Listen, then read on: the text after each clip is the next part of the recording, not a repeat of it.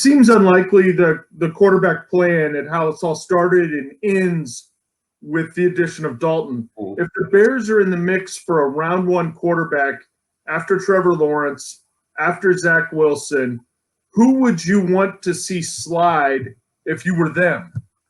I would say Justin Fields, Brad.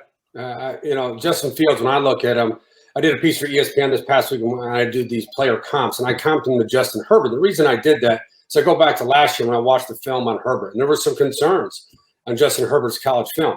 But what did LA do? They bet on the traits, the physical traits, the physical tools that Herbert brings to the position. Now, you see a lot of similarities with Justin Fields. He has the arm talent to attack all three levels of the field. Very accurate deep ball thrower. I do think he can be schemed in an NFL offense. And what he also gives to you is those dual threat traits. You can scheme him as a runner, but really when you look at Justin Fields and his Ohio State team, I would call him a pocket thrower who can be schemed as a runner in, critical game situations. You're talking third and short, especially in the low red zone inside the plus 10-yard line. You want Justin Fields to be a ball carrier because he has ball carrier vision, and he plays the position with that physical element, which you also see, Brad, inside the pocket. Now, understandably, that's against college kids.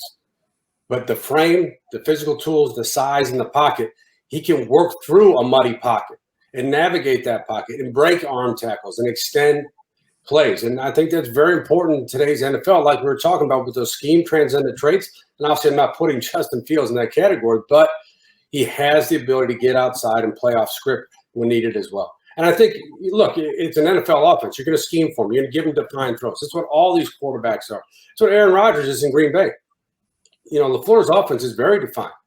Scheme vertical throws, intermediate throws. But what Aaron Rodgers gives you also is that escape the stand ability, the second reaction talent, and the ability to take the one-on-ones whenever he wants it because of his accuracy and ball location. Knowing the cost to get into the top five would be massive from where the Bears are at 20. Where would you see a sweet spot if you're Ryan Pace and you're looking to move up, if and only if one of the quarterbacks you really like is still available?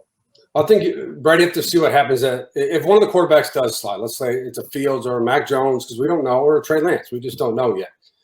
Do they get past Denver at number 9? Or do you think Denver's going to take a quarterback at 9?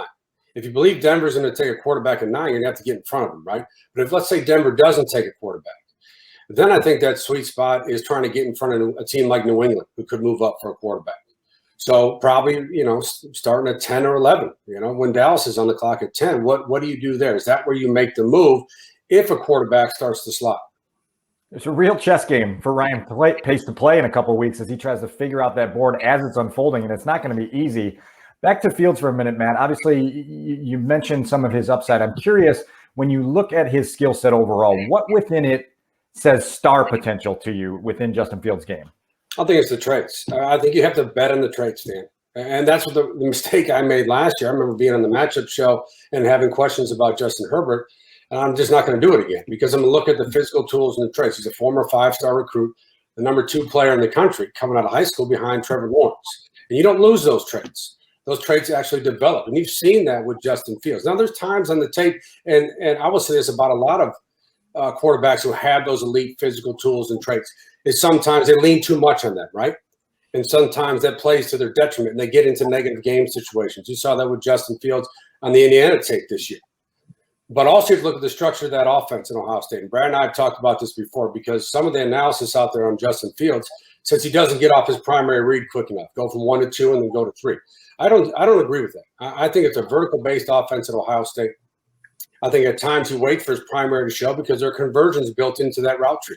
He's waiting for the wide receiver to get to the top of the stem and break. But again, those are easily coachable things when you get into a more schemed NFL offense. What you can't coach, Dan, is those traits. And I use the term uncoachable traits. You can't develop that into a player. Either you have it or you don't. And Justin Fields, when you look at it, very high level in terms of those traits.